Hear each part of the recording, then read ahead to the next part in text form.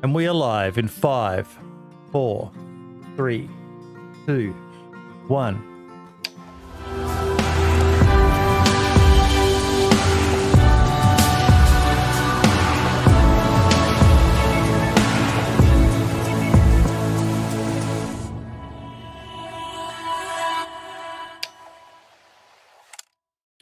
And welcome to the Spotlight on Community Service. I have been looking forward to this one. Sadly, it looks like our boy Lemons has not made it. King of Lobar, thank you so much for the resub there, buddy. 13 months. I really appreciate it. But yeah, it's the gentlemen who are here running a community server. Would you do it all over again? I'll let any of you jump in. Well, let's actually introduce you all first. In the top left up here, we have the one and only Ammo from DayZ Underground. Ammo, how you doing, buddy? I'm doing very well. Thank you. And also from DayZ Underground, we have Diesel. How you doing, mate? I'm doing great. I'm really glad to have you guys on because I saw, and there was even a bit of a chatter in the 87.8 community Discord about some changes you're making to how you run DayZ Underground, which pretty much was one of the inspirations for me wanting to do this community server, because you guys are doing something that a lot of other community servers are just looking at going, motherfucker, those guys are in for the hardest time of their life. But we'll come back to that. I'm quite intrigued by it. Designful, how you doing, buddy? What's up? Mate, doing great. You and your Rearmed servers are absolutely killing it at the moment, mate. Just, you know, you've invaded the Australian market as well, and doing really, really I love well. my Aussies. Yeah, how could you not, mate? We're the best fucking people on earth. Mhm. And the one and only Derleth, how you doing, mate? Derleth? I was muted. Sorry. No, I'm good. I'm very, very, very good. And Derleth, for those who don't know, Derleth is probably going to be one of the most important people on tonight. You know, we've got DayZ Underground, who run arguably the most popular and, well, it is the original community server. If you look back through my catalogue, I did an interview with these guys. How long ago was that? Were either of you two in that one? I can't remember. I think you were, weren't you? I think so. Yeah, I think so. I was in the first one, but Yep. you messed up the recording. Yeah. Yeah, well, it's me we're talking about here. But yeah, it's DayZ Underground was the very first community server all those years ago when community servers were first a thing. But and Rearmed has just exploded. And how long has Rearmed been going for now? Designful? 2 years. Yep. Or a little above 2 years from the inception. Yep. Popularity didn't start for like a year. And Derleth, how long have you been running your servers for, mate? I think I started my first, my first den started in 2019, I think. You've got a few years under your belt. Yeah, just not much population those years, but I'm staying with it.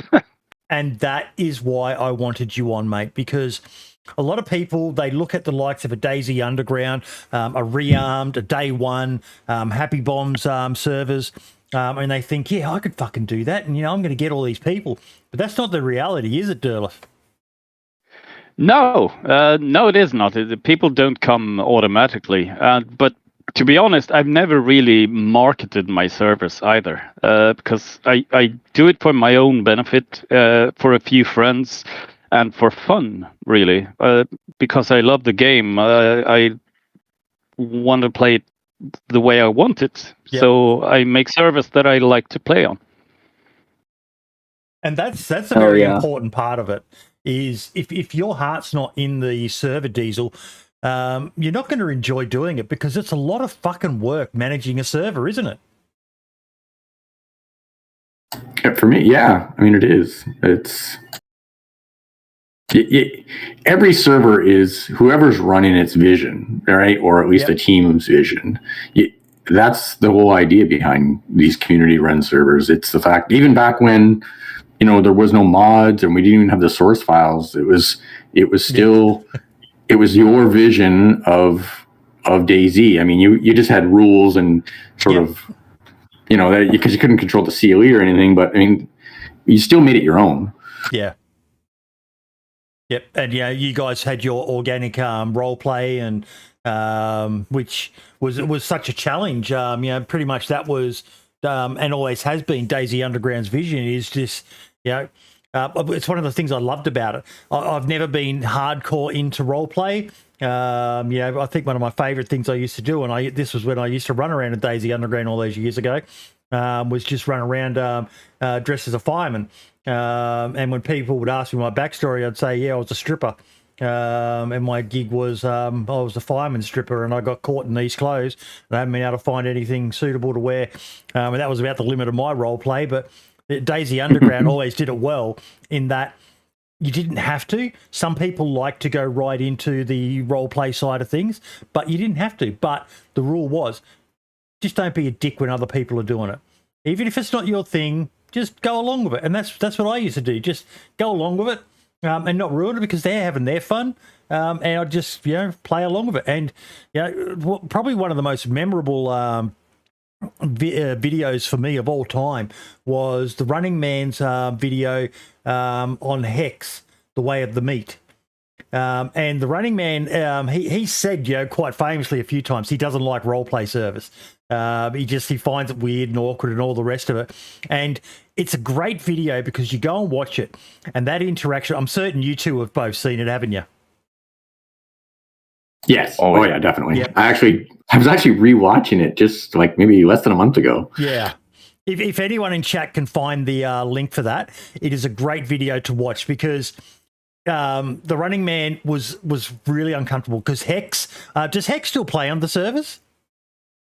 No. The last time I played with Hex was, I think, the end of 2017, the beginning of 2018. Yep. Hex was an interesting character, wasn't he, guys? Yeah, he was the leader of Damn, Dark as Midnight, and they were the bad guys. Like, I remember playing on that server, and every time I went to Gorka, I was absolutely shitting myself, because that was their stomping ground. And if they got you, they would do mean and nasty and terrible things to you, usually involving rotten kiwis, disinfectant, and quite often a bullet. And he bumped into Paul, and the interaction did not start well. He rubbed Paul the wrong way, and by the end of it, Paul had arguably one of his best videos I've ever seen. He went full cannibal, and it was just one of the greatest DayZ videos of all time. Definitely in the top 10 of all time, in my opinion.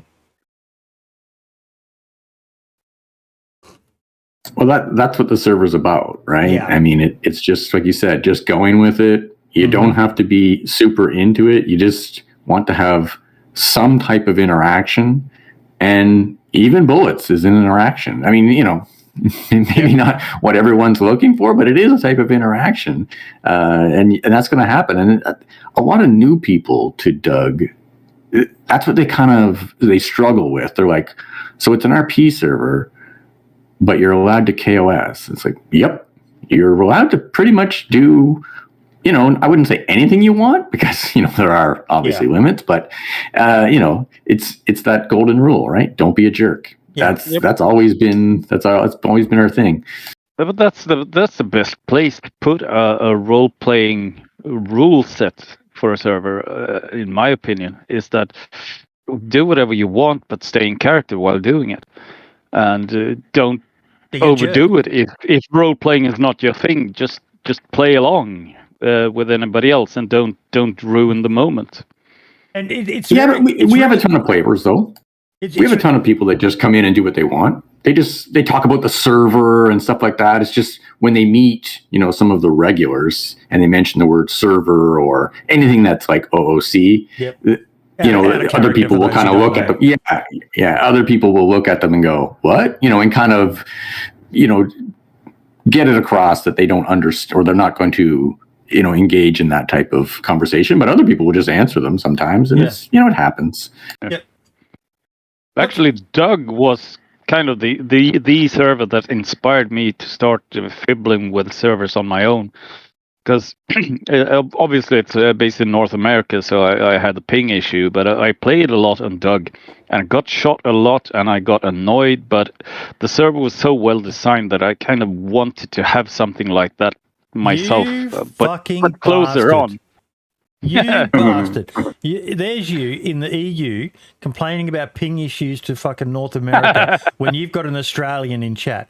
You want fucking ping issues, you come and live in fucking Australia, mate. Then you can talk about ping issues. What was your ping? Mid 100s?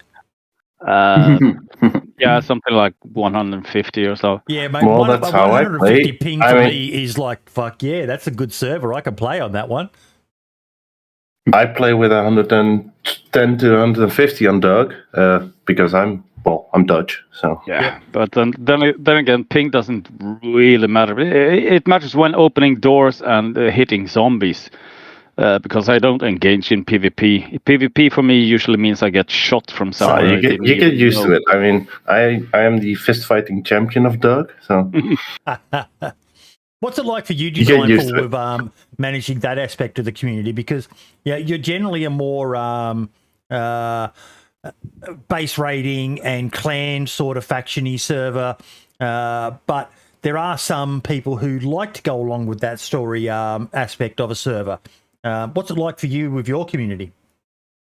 Yeah, it's a lot more chaotic and toxic. Yeah. That's part of what I wanted to talk about today, because it's you look at a server that's well run, and you go, you look at the videos, the likes of a JLK video where it all looks, beautiful and oh geez, that looks so much fun. But the realities of running a big community server with a lot of big factions, and some of those people, they don't know that sometimes taking an L is actually a dub. Sometimes your loss, it can actually be a win. And, that's probably one thing that's good for DayZ Underground. Dr. V, no, mate. No. What? It's just written in chat, Doug is dying off, thank God. No. Don't bring that in here today, mate. No. Please, I love you. I enjoy chatting with you, but no, that would be a fucking sad day if DayZ Underground ever died off. But we'll get back to that basically summarizes what it's like running community servers. Just people that are like that. You kind of just grow a filter for it and just, ban them, mute them, move on. Yeah, when it comes to like factions getting to dominate a server and it eventually like suffering from it, I think the late DayZ Core is a good example, because it was a cracking good server from the onset. I played a lot on it, but eventually the factions just took everything over, and it wasn't fun to play on it anymore, because wherever you went was just factions. You couldn't move anywhere as a solo player. It was impossible. And that's a hard part for community servers. And I know DayZ Underground would have this issue. Definitely it'd be an issue for you on Rearmed. I even see it on the main server I play in here in Australia, DayZ Down Under, that when a faction becomes too big and too dominant, it ruins the experience for everyone. And some factions, they're either not aware of it or they just don't care. And I hate using this word toxicity because I think it gets thrown around too much, but it does become a very toxic atmosphere for everyone on the server. You've got this one faction that has all the fucking raid tools. If you've got airdrops, whenever there's an airdrop, it's suicide to go in there, because it's just going to be 10 of these guys all turning up and they're just going to destroy you. And it doesn't become fun, and then you lose everyone, and it can kill a community if it's not managed carefully. And that's the hard part for server owners, is how do you manage it? These big factions, a lot of the time, if you're a monetized server as well, they're donating a lot of money that helps keep those servers running. And it shouldn't be about the money, but the reality is it's not a cheap hobby. We'll come back to the monetary side of it, but how do you manage that yourself, Designful? Mostly with the in-game group limit, but like I have multiple servers, so I have like the in-game what? Sorry, the group limit, like the UI group limit. Yeah, So there's like the little UI that you can see if your teammate is like a teammate or not, just to help you. I'm not a big fan of it, but players are, so I prefer the more immersive, no UI limit or no UI at all. Anyway, yeah, so I have multiple servers. So I have like the main servers, which is up to 10 players in a group. And you can actually exceed that if you want to, but then you're at a disadvantage if you do, because you have like the 10 UI. And if you're not in the UI, then you're prone to getting team killed. Yep. So it basically encourages you to sit at 10. And then we have the 5-man servers, which is like 5 and that's it. Like you cannot exceed 5.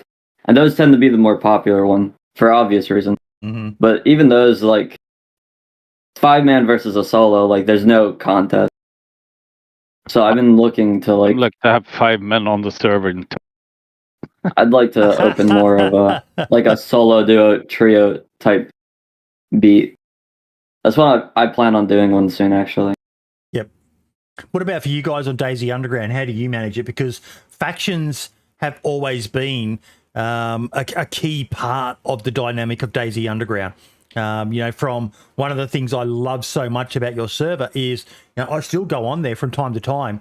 And one of the main things I like to do is try to find as many of those tapes you have in game, because it just adds so much depth of lore and so on to the whole community that even people who aren't familiar with it, they can pick up these tapes and just listen to the stories of survivors on the server. And that's just an amazing idea to me. Well, we had one, I would not say attempt, it was quite successful. We removed all code logs like a year ago or close to. And that helped with all the raiding business. Before that, the big factions would just build a base, bigger, more trapdoors within trapdoors within trapdoors. Not the correct term, but you know what I mean? Like gates, sluices towards their good loot. So we removed code logs. I want to delve into this a bit more, because I was stunned when I heard about that, that you guys removed all locks from bases. It was like, what the hell? What was the inspiration, and what was the initial reaction from the community? Remember back when the first community servers were there, and you just had tents? Yep. You had no code logs, but we still had bases on DayZ Underground. We had tent bases or people with tents, and they built community camps, and it was respected by the community, and everybody was playing fair, quote unquote. Mm-hmm. I mean, there were grievers always.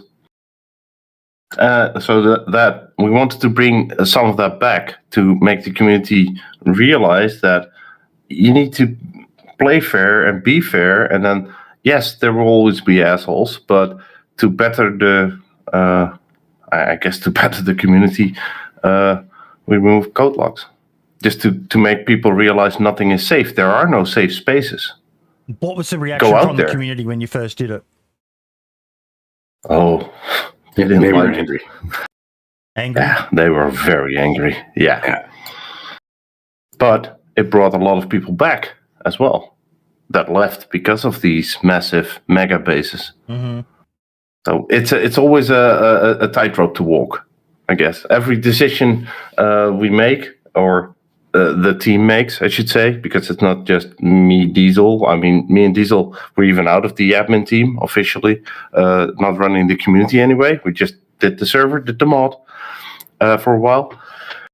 But yeah, basically it's the team that makes the decisions, and then you get to stick with them, and you need to make sure that you follow through. But yeah, they were not happy. Would you ever consider something like that on Rearmed Designful? Not on Rearmed, but I would love to open a hardcore server. I tried, but it didn't pop. Yeah. I love hardcore servers. I played day one in Stalker Z. Like, I've been grinding Stalker Z. That is the most fun server. But I'm all for the hardcore, but just my players do not like anything hardcore. They will cry and complain. See, I wouldn't say that. Dude, to put this into perspective, I removed code locks from Windows, and they like lost their shit over it. It's like, you don't even need to use Windows. The reason why was because they were using it. You can open, or like enemies can't open the windows by default because you can't open them from the outside. Yep. So they were using them to like get through their base quicker since we have door only raiding. So I thought that was unfair. Like that, like the base owner can go through one window while like the raiders have to go through like 30 doors. Yep. So I removed code locks off windows, and oh my god, dude, it's such a small change, but people were so upset about it. They get upset about literally everything I do nowadays. So I just have a filter for it. I don't care. I do what like I think, and my team just like they do what they think is best, and that is what it is. What were you going to say, Derleth? Yeah, well, my servers are small. I mean, the topmost population I ever had without an event going on is like 12 or 15 people or something like that. So it's always been small, like almost family-like servers. But that doesn't stop the oddball, the stranger to come in and raid somebody's base. And the only drama we've ever had on the servers was base raid related. Of course, somebody broke in and stole shit and made toxic comments and caused an argument, and we lost some people from the community due to it. And it's a small community, so that pissed me off big time. So what I did is I simply removed raiding. I made the bases impervious. You can't get into them unless you glitch, and in that case, I just kick you off the server. And so people can hoard whatever they want. Since stuff is not tracked anymore, it doesn't really matter. You can hoard anything you want in your server, and I don't really care. But because that instead makes people care less for making defenses and building a huge base. Just a door with a lock on it is enough, and a few containers inside, so people explore and adventure more. Which is what the servers are for. The thing I'm loving here is, and this is something that anyone who's looking to start their own server is, there's no set recipe for success. Obviously, there's certain things you can do. Having a big name attached to a server is often, not always, but often an easy way to get people on there. But you basically got to design something that you're going to enjoy yourself, but that there's a player base out there, and sometimes that player base is going to be a bit more niche. The more hardcore you go, generally, the more niche the audience is. But you've got one server that basically says no locks, build a base, but no locks, so anyone can come in and grab whatever they want. You've got another server that has locks and encourages raiding through a set method, and then another server that's just made them impervious. And all three work for a certain audience, but you've got to be prepared to be flexible. Find what works for you, find what works for your community, and be prepared that what you make might not be what people want to play on. It's always a challenge, isn't it, guys? 100%. I love the dynamic. We all have our own resolve for the same issue, basically. Yeah, and I kind of just embrace the rating. That's just sort of how my look, rating rating is a huge part of DayZ, isn't it, Diesel? Yeah. Yeah, Oh, sorry, I mean, I actually meant to direct that at Ammo because Ammo was going to say something. Oh, go ahead. Oh, I was meant to say, what I wanted to say is we're reinventing ourselves constantly. Yeah. I mean, we're reacting to community feedback, and but we're also looking to carve our own style of DayZ, I guess, constantly. And sometimes things work, sometimes they don't. We at the start of when we first got the files and we could run our own server, our own box instead of running off a hosting company, we went with a hardcore server, like pretty hard compared to the default DayZ files. And Diesel can probably tell more about that, how that went. Diesel, you want to pick? Yeah, well, actually, I mean, if you remember, we were vanilla at first. And we had no mods. So we had the ability to mod, but we didn't mod for the longest time. One, we just wanted to see what I think what the workshop would spit out and where people were going. But we were also, concerned about like some of the stuff, like, a lot of the original mods were, very what I'll call power gamey, right? Like where it was 16 attachments on everything and Unbalanced. Yeah. very unbalanced, right? Yeah, very unbalanced. That's a better way to put it, maybe. But I always call them power gaming. But it was, but we weren't about that. I mean, the original motto, even back when we were hosted, was vanilla hardcore. Because we had the options like no reticle and stuff like that. But yeah, eventually it was somebody from our community just brought it up and was like, we should go hardcore and like less loot and less and harder things and change the environment around. And we had a community vote on it. It was pretty split, but in the end it was a small margin to go hardcore. And even I was one of the original people that thought I didn't think it was going to work for me. Like I was designing the CLE and I'm going, I don't think I'm going to like this. Like, I don't know if I'll keep playing on Doug. And some of our players had a lot of reservations, obviously, but they tried it and they kept with it and they loved it. And, the server took off. Like we were on fire for a while there. It was like 70 players constantly, day and night for weeks and months on end. We had to open a second server even just for overflow, and it was just. But there it was much more of a, people just wanted the settings. They wanted to try to play the settings, and they weren't into that Doug sort of, experience. That's but yeah. I mean, that's the way it went. The time I was on Doug. Well, there you go. Yeah, everyone. I think and I say that like we had, we had a little less powerful server back then, so we were pushing 70 players. DayZ wasn't as fine tuned either, but I mean, it was workable, and but we were still there was times where we had 70 players in like a 30-man queue. Back in the, quote unquote glory days, right, of hardcore. And that spawned a ton of clones, and that's awesome. Other people liked it. Some people didn't like it. They made up their own thing.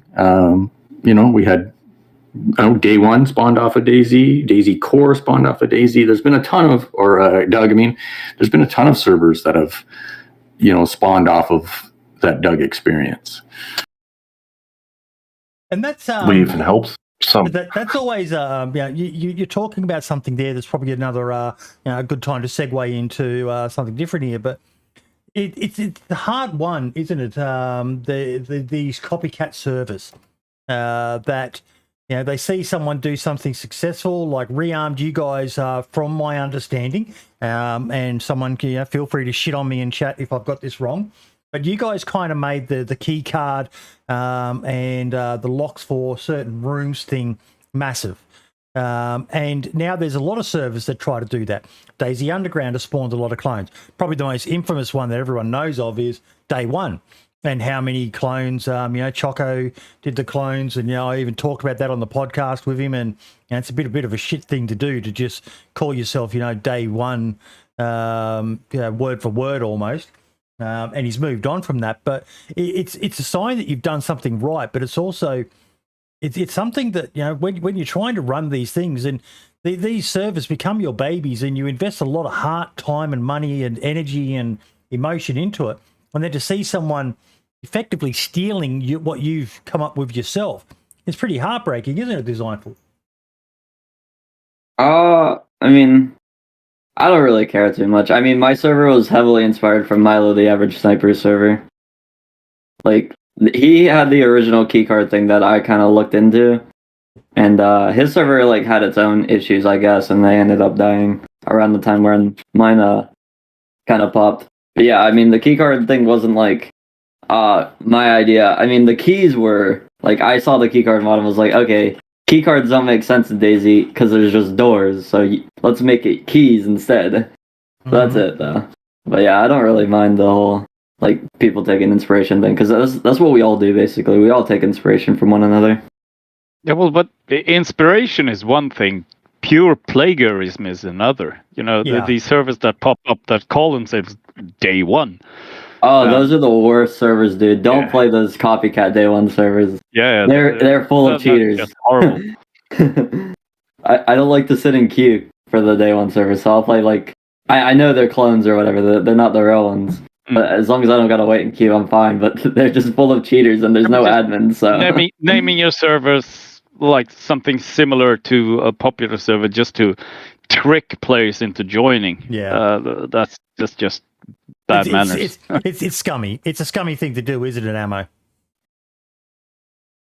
Yeah, but you always have scum. I mean, I also write the mod for DayZ Underground, and the amount of times it gets stolen or just plain copied, etc. It's the same thing, and I just go after them through DMCA and the same with servers. But yeah, I guess we don't get copied as often anymore, and that's good. Yeah, I mean, I don't really see too much stuff with my mod either. The Russians love our mod. Yeah, the Russians. Fuck the Russians. Fuck them all. All of that. That's bringing. That one little drama I had on my service. It was Russians. And that's bringing politics in, but one of the great contributors to our mod is Ukrainian, and he's currently in Kiev. And yeah, anyway, fuck Russia. Mm-hmm. So that's the end of politics. Sorry, but we'll clarify though. Not all Russians. We've got Wellerton, who's Russian, absolutely amazing. Call Me Rive, who's Russian, absolutely amazing blokes who do a hell of a lot in the DayZ community. So yeah, I'll just clarify on that one because they're two good friends of mine, and there's probably other ones out there as well. But yeah, they're good people. Just personal opinion. No. But just disregarding the political side of it, what a time to live in as a fairly normal, average day Russian who just wants to live your life and do normal stuff, live your life, do your work, play games, and so on, and all of this high-end politics and war shit is going on. I'd hate to be in their shoes. Oh fuck yeah, absolutely. Oh yeah, we'll move away from politics. But yeah, it's an absolute struggle to find that right balance of what your community is going to want. And that's something that you guys over at DayZ Underground absolutely fascinated me with. I'll let you guys tell, for those who don't know, the recent change you've made to how you're going to run your server in the future. Well, it's not 100% yet. So, but it sounds like it's going to go. This was sort of a brainwave that I had, I don't know when, a couple months ago, I think, and I finally just sort of put it down. But it was brought about by a lot of things, but in general, it's just, you can never completely satisfy everyone. Everyone knows that. I think it's pretty obvious. But so you try to make choices that are going to be a good middle ground. But still there's always people that are, somewhat unhappy. And so anyway, I had this idea, well, what better way to decide what the settings should be than our most, pluriferent or not pluriferent, what's the word I'm looking for? But, the most sort of hardcore or most invested players. And for us, that's our groups and factions. They're certainly, I don't think maybe the largest percentage of our players, but they are probably a very good, example. They are a good subset of our players, So, and we need to control it somehow. So we're going to let them decide, whether they want to do this. And so far, it sounds like they want to, but I'm going to put up an official vote soon. And then once they decide that, then we're going to let them vote on, what the CLE looks like and what mods we use and what the settings within those mods are going to be. And it'll just be, a popular vote, essentially. And they would try them out. And then for a while, I'm not going to allow, we're not going to allow rapid changes, obviously, because it doesn't give people time enough for the new settings to sink in. But yeah, and it also encourages cooperation and trust, amongst your fellow players. And I think that's what I'm really looking for as well. Would you ever try something like that with your community, Designful? No, never.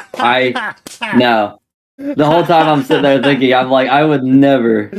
No, dude, I hate what these guys suggest. I think within 2 hours of you posting it, you'd like curled up naked in your bathtub with with cold water pouring on top of you, just rocking backwards and forwards. Oh God! Because when this got brought up, it got shared in the podcast Discord, and there's a lot of confusion about DayZ Underground. Like the people were like, they scoffed when they heard it, and I'm certain there are still people scoffing, going, "Oh my God, this is going to be a nightmare." But I replied to some of the people in there, and I said, "Look, this is the classic, that meme of that's a bold strategy, Cotton. Let's see how it works out for him." But I replied and I said, if any community can do it, it's going to be DayZ Underground. Now, Derleth, you've played DayZ Underground yourself. Would you agree with me on that? Yep, without doubt. I mean, it has a crowd who's following it, who's playing on it, and I think if any crowd is ready for it, it's them. Yeah. As Designful said, there's a lot of communities out there. You've only got to watch, like DayZ Down Under has pretty much removed general chat because of toxicity and just how stupid people can be when they get in there, and everyone wants something different. It's very rare, unless you build the server yourself, it's very rare to find a server that fits you to a T, unless you make it yourself. And even then, you're constantly going to be changing your mind about, I thought I'd like this, but no. But to have a whole community providing input, you're always going to have people who disagree, and we all know, what the internet is like these days. If someone disagrees with you, then they're your enemy, and it could create drama there alone. But DayZ Underground has something special. How long has that server been around for, guys? I think 10 years. Yeah. It's got to be about that. 8. Is it 8? The 8th of March, 2014. It started on the computer under Hicks's desk. Sorry. So Hicks 208. Yep. Under his desk, we were the first community server. We were the test bed if it would work for DayZ, if they could just give servers to people, etc. And that's how DayZ Underground started. So we're 8 years in, 8.5. And not many servers can last that long.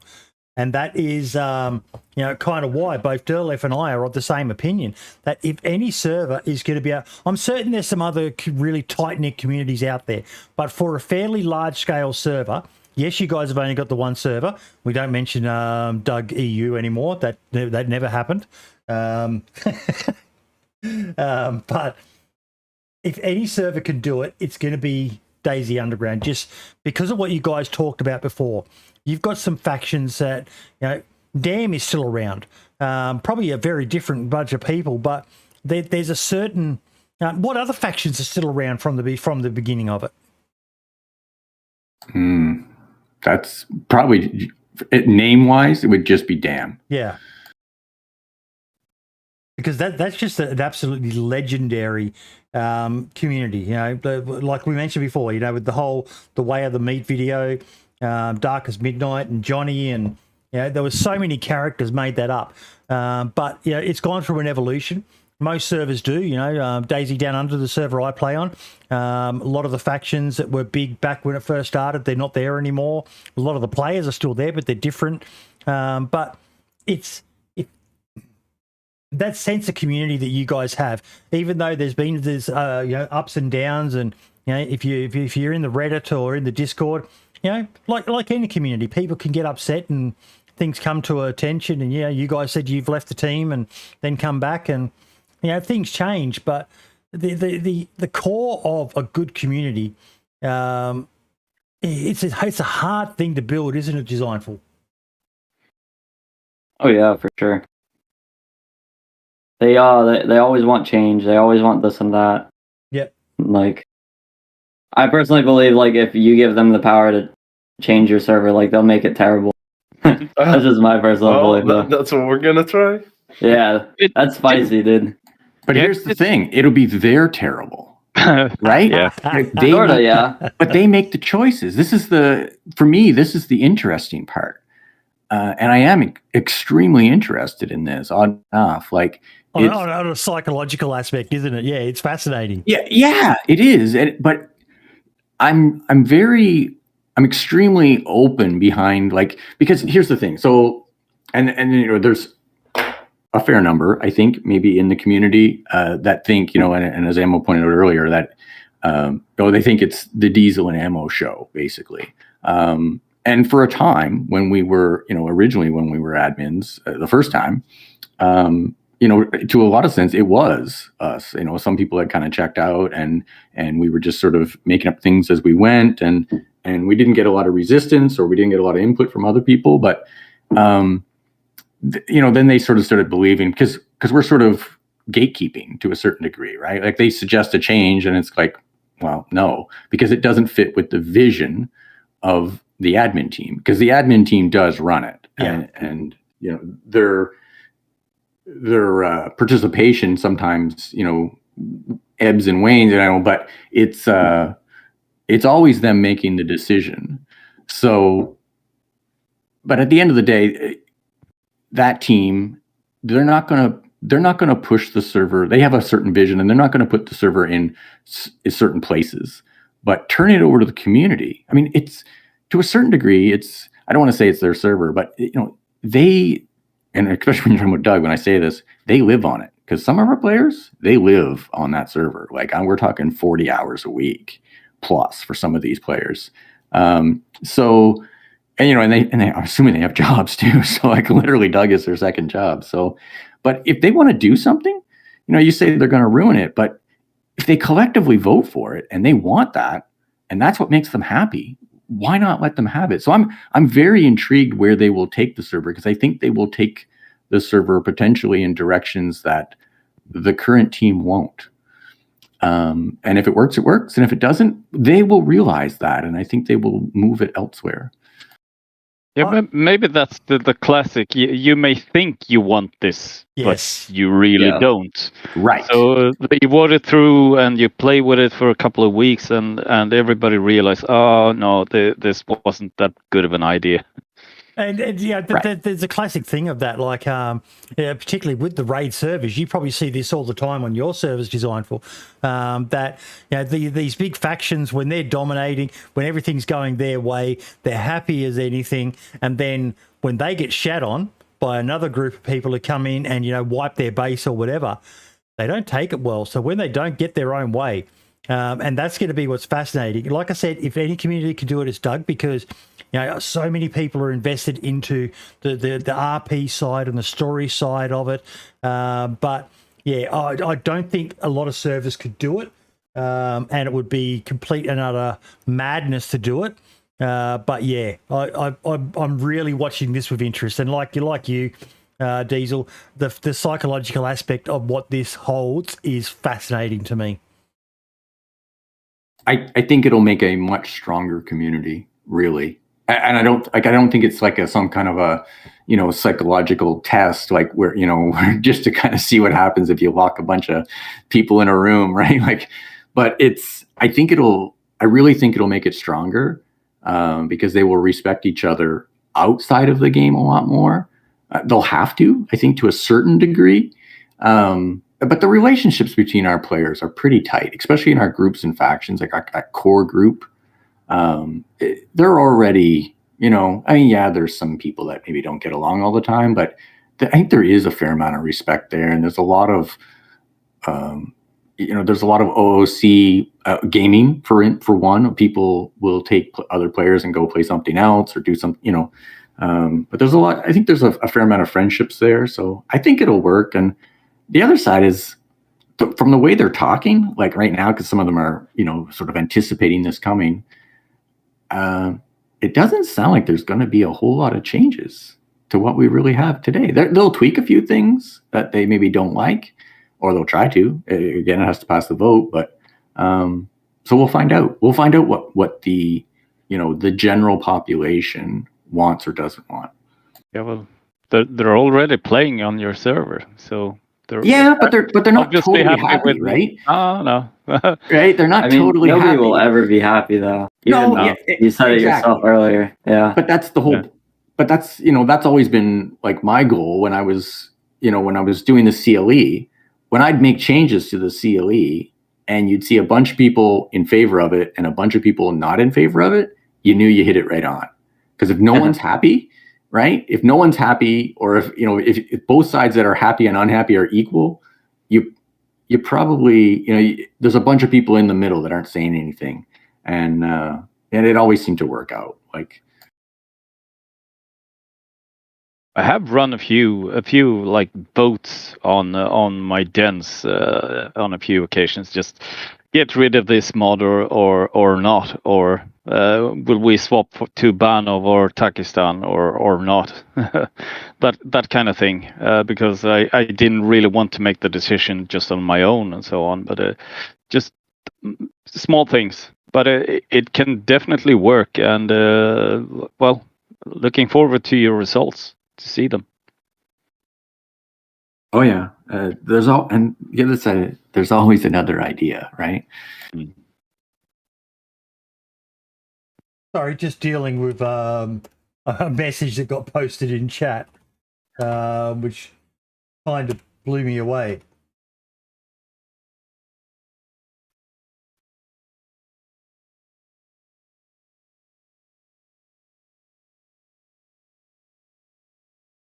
He's old count if I had to guess. No, I'm edgy, but even I'm not that fucking edgy. Yeah, Jesus Christ. Oh wow. Okay, so yeah, back on track. That was a bizarre message. I'll have to remember to censor that from the fucking upload of this one. Okay, so I blame you for this. You got some hate. You got some haters, do you, buddy? No, not me. Certain world leaders have got some enemies. Okay. I saw that. Yeah. So one of the other aspects I wanted to talk about was the money pit that these servers can become. Now, this is one of the main reasons I wanted to get you on, Derleth. How many servers have you got? Currently 2, but normally 3. One of them is down currently because I'm working on a new Takistan server. And are these on dedicated servers? These are dedicated servers in my own basement. Basically, they're separate machines. What sort of cost do you get? Well, not incredibly much. Like I've said before, my servers are small populations. They're fairly competent machines. I mean, I bought computers with good single core performance because that's what runs the DayZ servers best, and they can handle 60 players on vanilla without problem, but I never get close to that. I mean, I've run events where we approached 40 or 50 players, and I still had server performance in the 2000s. So they're competent enough, but in money, I don't know, maybe $200 a piece, something like that. Mm-hmm. I gone for cheap parts and so on, and my very first server I made, the original den, was an old office computer I brought home from work that I basically stole from work because it was laid off, and I jacked it in. And I thought, well, this one should be able to run a DayZ server, so I did, and it did. It worked, and thankfully, I have a very good internet connection, so it works. So you run stuff from your home? Yeah, I do. Oh, how does your upload must be crazy? It's it's a terabyte. Okay, there you go. That's what I have. I mean, I have gigabit. Just quickly, B, I do apologise, mate. We did have Lemons. Well, initially we had Scale Speeder, but Scale Speeder was unable to due to work commitments. Then we Had Lemons lined up, but I just haven't heard from him. But that's Lemons. You guys who watch the podcast know how irregular he is. Sometimes he's here, sometimes he's not. We never know. It's always a blessing when we get Lemons on the show. But yeah, I guess something has come up. But yeah, we did want to talk more about the console side of things as well, because that's a whole different kettle of fish. And we'll kind of touch on it a bit, but it's going to be a bit hard with none of us really being console admins. But what about for yourself, Designful? Because you've got a number of servers, mate. I don't know how much you're prepared to say, but what's your rough running costs every month? Oh, dude, it's roughly $375 around. I run 12,900Ks on every server.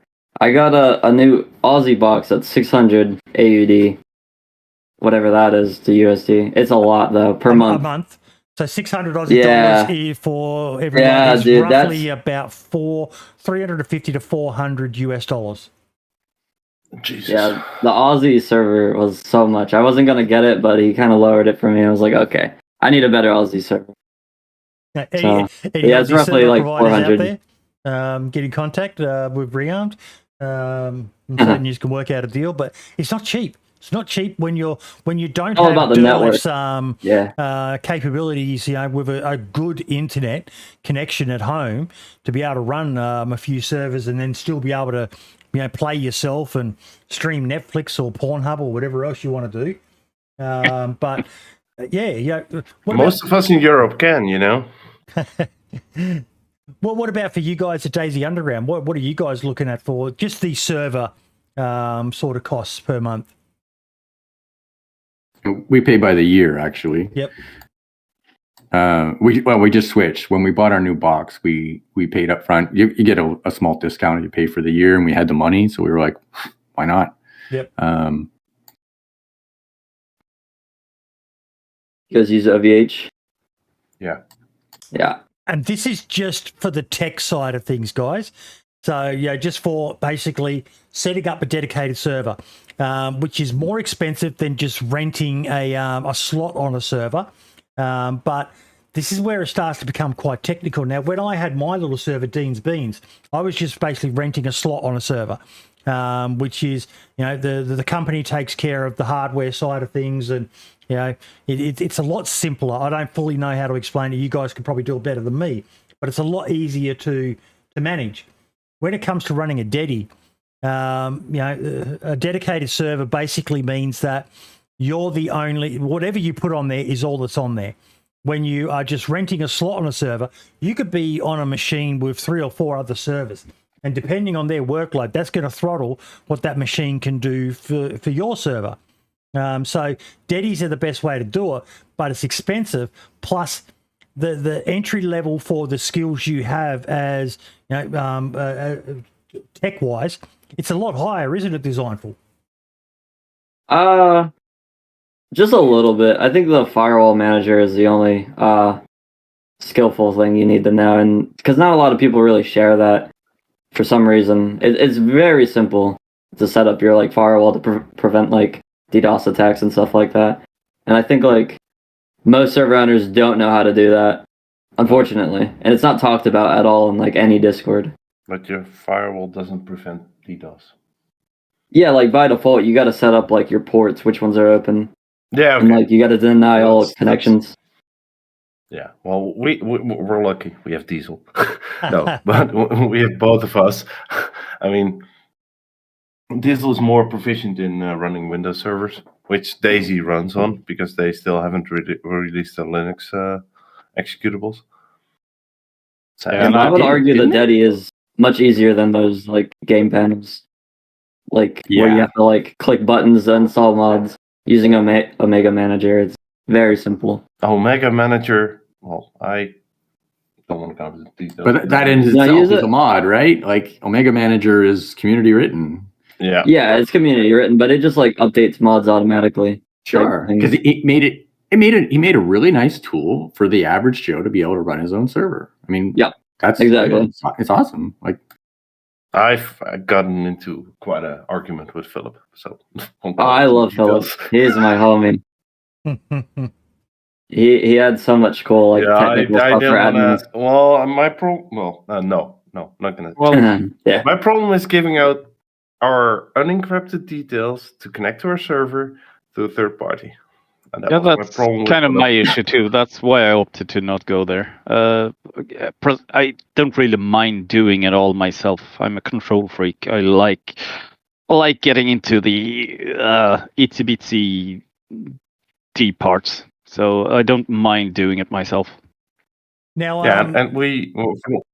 Melbourne has got a comment in chat there, which is a good segue into the next aspect of the monetary side of it.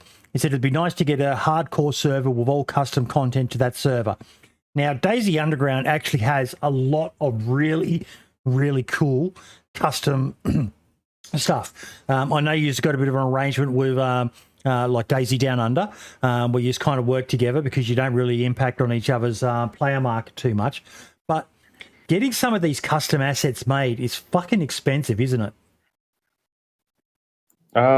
Actually, no. Well, It can be. It Sorry. depends. can be. It depends. Yeah. Like I think I got $2,000 spent on CG Trader for 3D You models. did? Oh, Yeah. Jesus. Yep. We had Big one. CG Trader fan here. Yeah. I do a Yep. lot of importing. Yeah, we had one like custom vehicle made for our service. It was the idea of one of the players. He wanted to have it done, so he kind of bought the model from a model maker. So then I had to like get it into the game. So I what do you say? Mission? Yeah, I commissioned a modder to get it into DayZ. So we have it, and it's exclusive to my service. It's a like post-apocalyptic van. It looks great, but that one cost a crap load of money. Like I paid like 200 euros less, more or less, just to get the mod made. Well, now I'm scared to say how much I spent for the Doug mod. Look, I know how much No, Spud has spent on some of his stuff. I know myself. Like I've had stuff made. We're giving away a prize again. Great opportunity for me to shield the Christmas episode. But we're giving away a chance to work with Windstride, who's pretty much the pinnacle of custom items in the game in DayZ, and it's not cheap. You know, we're talking a good couple of $100 just for one item. But you know, the guy makes That's kind of quality stuff. expensive. But it's got to be though, because it's a lot of work doing. Yeah, I commissioned Windstride a couple times. It's a little bit pricey. Sorry, can I? Compared to other importers. Yeah, cut in. I spent less than $500 for the whole Doug mod. Did you get a lot of stuff done for free by people? No, I for free. No, not for free. I traded my skills. Yeah, there you go. You basically worked out a trade deal. So if you were to put a monetary value on your time, that cost probably would have gone up. But you were able to work out something and make a trade with people. If you do this for me, I'll do that for you, and that's fantastic, and that's great because you've got skills that are in demand. If I was to do it, I ain't got shit to offer anyone. I just talk to people. For instance, on Doug we have the infamous wild dogs, which are quite identical to the tameable dogs from that mod. Mm-hmm.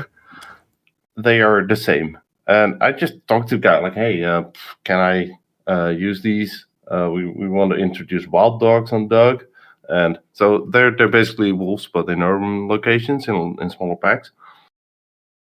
And he said yes, and then I helped him with some stuff to optimize it, etc. And that's how the whole deal with DayZ Down Under with Spud came to be as well.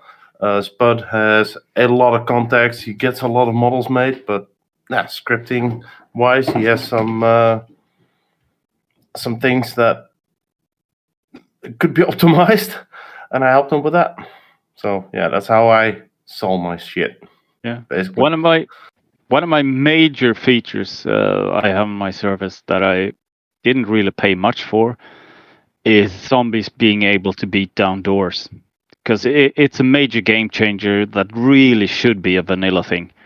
But since the Liven, his PVZ mod suit, it's a massive mod that lets you customize everything about zombies, and all I wanted from that was zombies being able to beat down doors.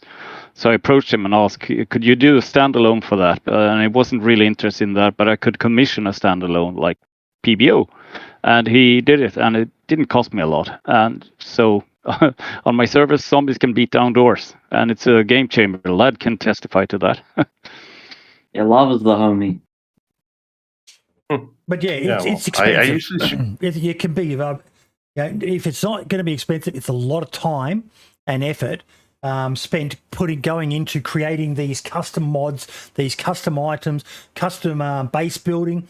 We just saw they're going to be talking about it on the podcast, but a really cool custom base building mod that a server has. I mentioned this before the show, but when you've got a missus, when you've got kids, when you've got a real life job, these servers, running a community server is not just a case of set and forget. Especially if you're doing it by yourself. Like, Derleth, do you have many people helping you? No, it's just me. So I have a couple of moderators on the servers who help me moderate the servers. But as for the servers themselves to like manage the actual management of them, it's just me. What about you, Designful? How many people do you have working behind the scenes running the servers and the community? I couldn't even count them. I got like 5 senior admins that like all have Dedi access in case like a server like shits itself as I'm sleeping. Then I gotta call and wake me up. And that's another thing as well, isn't it, Ammo and Diesel? Oh, you gotta be on standby. Yeah, for a server like yours, with DayZ Underground, you've got people playing from around the world. There are Australians who play the server. So keeping these servers running 24/7, it's not easy. And if you're not on the ball, people are just going to go elsewhere, aren't they? Well, keeping the server running is quite easy. It's keeping the community in check that's hard, and that's why we have how many people on the team currently? 10. Yeah, eight or 10. Yeah. Yeah, but could you imagine doing it yourself, Ammo? Just you? No, I'd get burnt out in a second. Yeah, and that's where that's not where. Well, it's because that's not where my passion lies. Yeah, my passion lies in making the mod. I also program the tools, quite similar to CF tools that Philip makes. I made our own homebrew before he made his, or during the time he made his. Anyway, and running the server. The community, it pisses me off at times, and then I lash out, and I shouldn't. So I tend to stay away from that. It's a drain, and this is something that people who, getting back to what the whole purpose of this episode is about, but this is something that when you're thinking about starting a community server, that you need to be aware of. It's a massive drain, and then when if you don't see big numbers coming in. I looked at it the other day. There's something like 8,000 plus. I think it was closer to 10,000 plus community servers on PC alone. God knows how many there is on console, but it's really hard to stand out in that crowd, isn't it? For sure. But do you really need to though? Like you gain nothing from it. Like if your server has a queue every night, or your server is 10 players.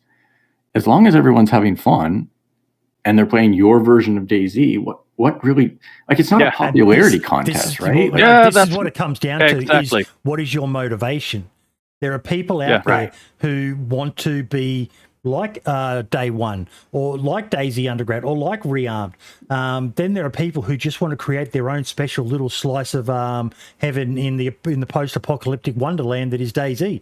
And that's kind of what you are, isn't it, Derleth? Yeah, well, exactly. Because if I'd been in it for like the crowds to have many players, I would have quit years ago, because it's never kicked off. I've had like tops of about 15 players. When I run the Hobo War events with Gecko and everything, of course, then the servers are full, but that's events, so that doesn't really count. But the servers themselves have never really kicked off, but that's not really what I'm aiming for. I build them for me and for my brother and for my friends to have a fun place to play on that fits my vision of what DayZ should be all about. And I'm happy with that. If the server is like 1 player or 15 or 50, I don't really care. Okay, so Darkwing has posted the elephant in the room. Some people seem to think servers are very profitable. Is this true? And he's got the laugh emoji. I'm going to say no, but yes. Because depending on your motivation, you can make some money. You can make some money from a DayZ server.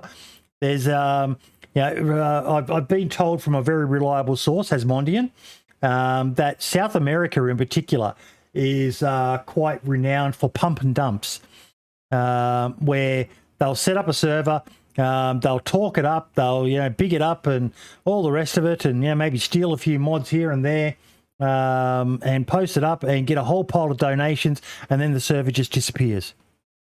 And then another server pops up, and they rinse and repeat, and they do it all again. Now, I have no doubt that some of these massive communities, like I even guess maybe Rearmed, is probably not losing money, but I don't think that there's many DayZ communities out there where someone's sitting back counting the dollars. There might be. Have you guys heard of anything like that? And the silence was deafening. As for me, no. I mean, I never even thought about money in it. No, God's no. I've had a couple of donations over the years, but no. Designful? I can only think of like one server owner that does this as like a full-time job.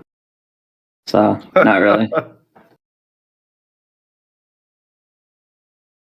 Yeah, I mean, Doug is running And it is completely. a full-time job too. Sorry? Don't get me wrong. Sorry, I was going to say, like DayZ Underground, we don't run it for profit. We pay our hosting fees and that's it. And that's all we're really looking for. It's that we specify that the mod is a labor of love. We specify in the mod that you can't use it on a server that has monetization because of that. We don't want people making money off of essentially Ammo's hard work. But there's a lot of other people that have contributed. But that's it. And when we talk about costs, I don't think we even mentioned it, but so Doug costs around $200 a month US to run. one of the things I like is what, for example, DayZ Down Under has, is they've got a donation bot and a donation channel, and they post up in there whenever you want to donate. They've got a way to do it, and it's very transparent how it goes.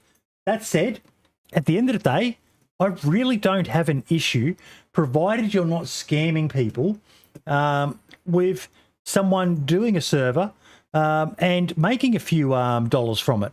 I'm a capitalist whore at heart. You make money however you can, provided you're doing it ethically. If you're doing these scam servers that we all know exist, but that's just not on. But if you can provide a good quality, because it's like we talked about, it's pretty much a full-time job for some people to run their communities. I know some people won't agree with that. Some people, it's a bit like modding. There's some people who think modding should be free. I think it's down to the modder.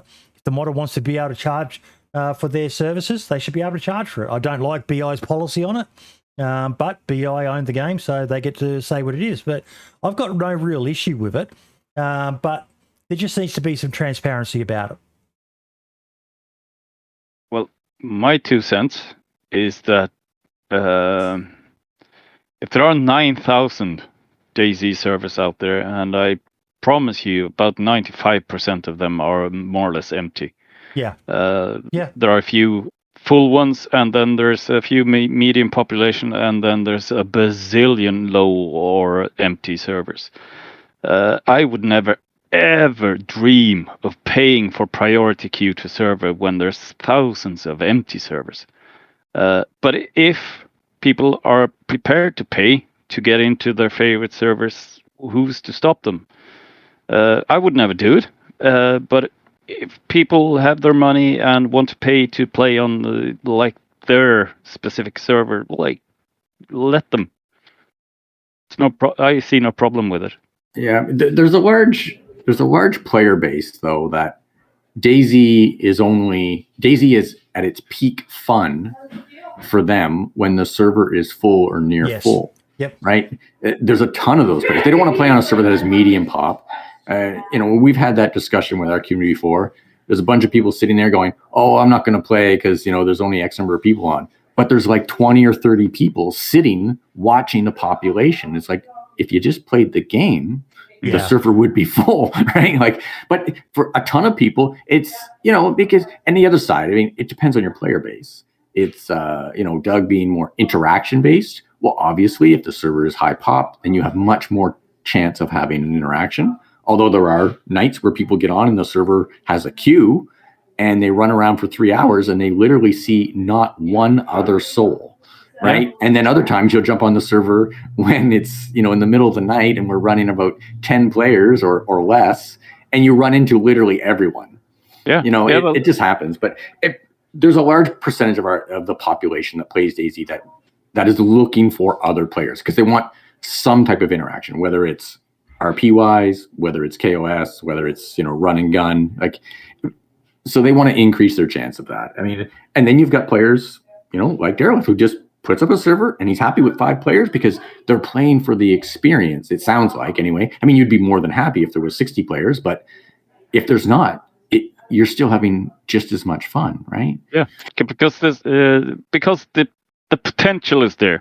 There are open servers, anybody can log on. So there's always the risk of somebody you don't know being behind any bush. It's probably not going to happen, but there's always the risk. I mean, the last experimental, 1.19 experimental, I got shot. There was literally 2 people on the server, me and one other guy. And I walked into the medical in one of the villages and got shot because he was there. And, that kind of thing makes me, well, what is this thing about having to walk into a full pop? Because the risk is always there, even if it's not full. The risk is always there. But the risk is certainly higher if the server. Oh, yeah, it's higher, but it can still happen on a full server that you walk around for hours and don't meet anybody. So just give it the benefit of the doubt and play and don't mind the population. That's my advice to any player, really.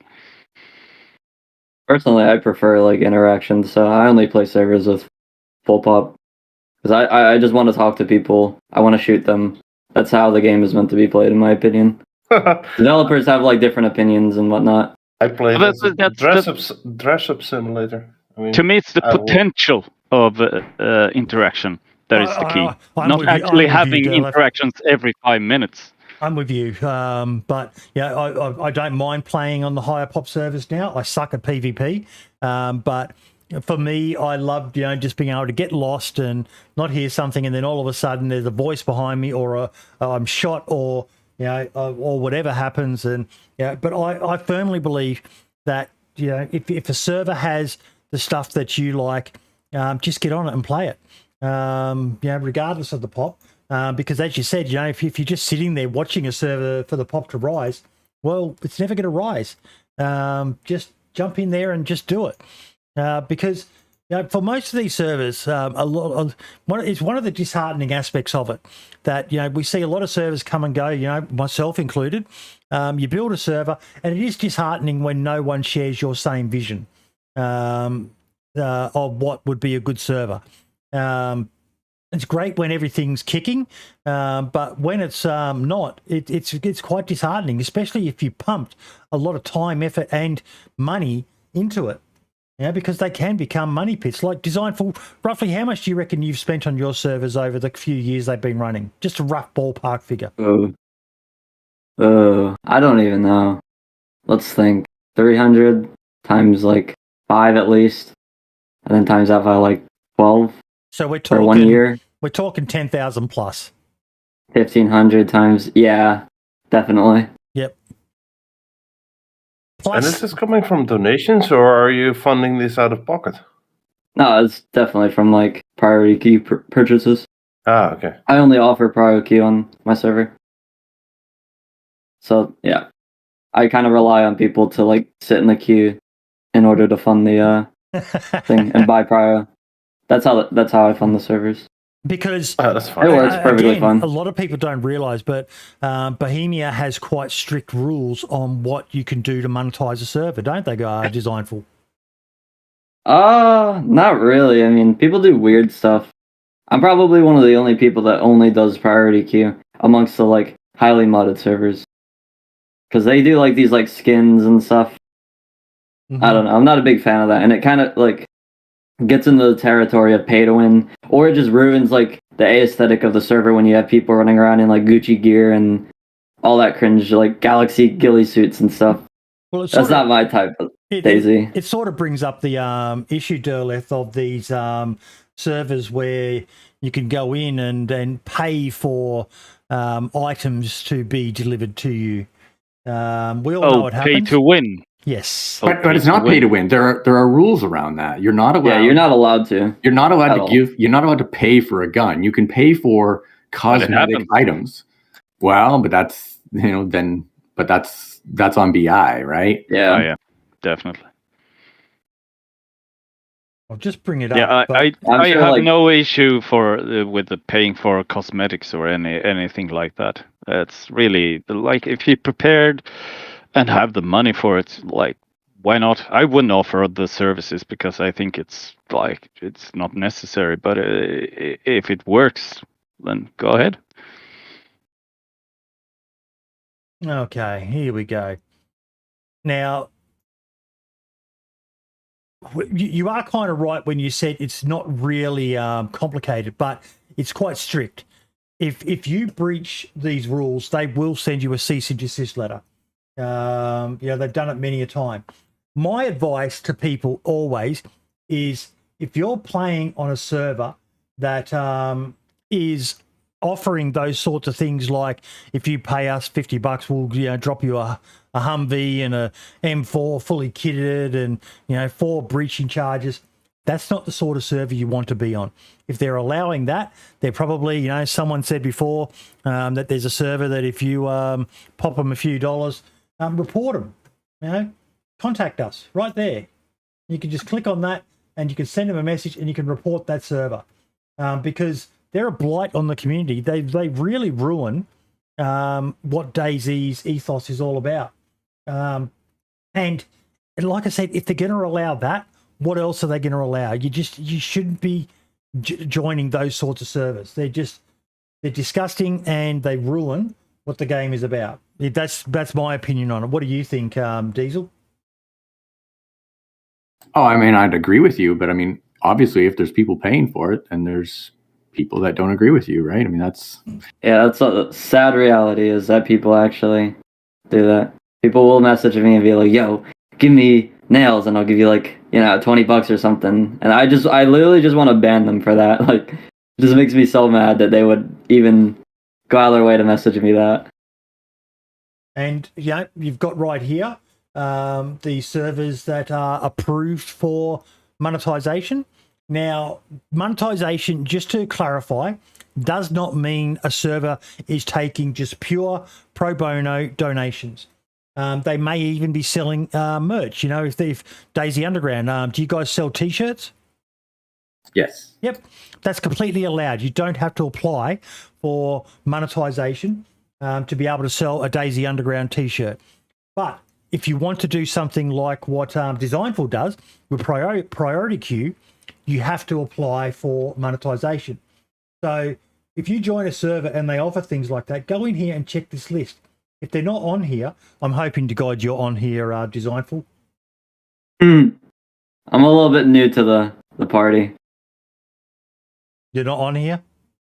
No, I am. Oh, I'm just a bit more new to the party. okay. Some of those servers have been around a lot longer than I have. You had me worried for a second. It was like, oh, this is going to be awkward. There's people right now going in there. Gonna report him. Gonna report him. Oh, there we go. Rearmed.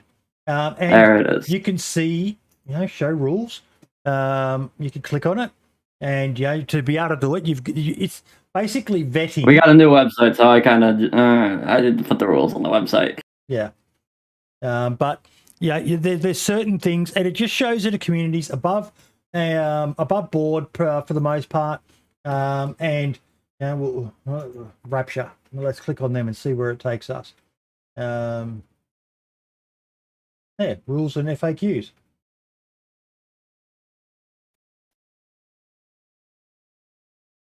These are the sort of servers you should be supporting, not the ones that are doing the really, really dodgy shit, folks. You don't want to Not be... necessarily. Just because they're not monetized doesn't mean they can. Day one, I don't think is on that list because they only do donations. They might be, but they only do donations. That's what I mean. It depends if they only have to apply for monetization if they're offering the allowable perk. Something in return, you can do, which is charging players to access your fee if the fees and associated perks do not affect gameplay in any way is allowed. Limiting access to only paying players is allowed. Servers with access limited to paying players must be on a different hive or have rules and settings identical to the freely accessible servers. Product placement, in-game advertising, and sponsorship is allowed. Accepting donations is allowed, but to avoid any doubts, not providing donations must not prevent anyone from accessing the content. Selling of in-game items that don't affect gameplay and selling of cosmetic perks are allowed. Applicable only to servers with mods after modding support has been added to DayZ. Please remember that these rules do not apply to public hive DayZ servers or the DayZ mod. And then there's a FAQ that you can go and check as well, which there's the classic thing. If all they're accepting is donations, if that's something that you're planning to just do, you don't need to apply for monetization. May I give special weapons? No. If someone is getting something back for donating, it is no longer a donation but a sale. Pretty much all of your questions that you could have are on here. So if the server is doing something and you don't think it's above board, just simply go and check this. I'll post a link to it in chat right now. But go and check it. And if they're not and you feel it's egregious enough, report them. Let BI sort it out with them. But yeah. Someone is using a mod I've created on a server which has been approved for monetization. It's a mod maker's right to say that you can't use their mod on a server that's monetized. Oh, I know. Do tell. I didn't know that, actually. Oh, I have got plenty of people fucking with me or trying to fuck with me. And I just, hit them with the DMCA. Bye. That's how it works. Mm-hmm. Right, boy. I really need to drop out. Sorry. No worries, but have a good discussion, guys. No worries. Thank you really so much love for coming talking in, to mate. you all. All right. See ya. All Bye. the best to you, and good luck with Derleth's Den. Bye. Bye. But yeah, it's if you're going into running a server with the vision of becoming a gazillionaire, you're probably barking up the wrong tree, especially to begin with, aren't you, Designful? Oh, for sure. Yeah. The probability is so low, and it's just so much work after. Like, even if you do get the pop, I think a lot of server owners that I talk to are just, like, sick of it. Like, they have real-life jobs. Like, they don't have the time to really, like, maintain their servers to, like, the players' liking and just all the chores that come with it, like cheaters, and all that stuff. Like, You have a job, right? Or I don't know. so this is your life, running servers? Yep. So you make money of it to live? Yeah. Okay, so didn't you just contradict yourself? Sorry to be an asshole. How so? I mean, like, I quit my job for this because it was way more profitable. I didn't Okay. see I didn't see a reason I working like thought a you said- $15 an hour job when I could just like have fun modding, you know? Nah, okay. Because I enjoy what I do like a lot. This is probably my dream job. Not so much like dealing with cheaters and stuff, but like actually modding, like game development, is a passion of mine. So you found a way to basically support your hobby. I don't have an issue with that. Yeah.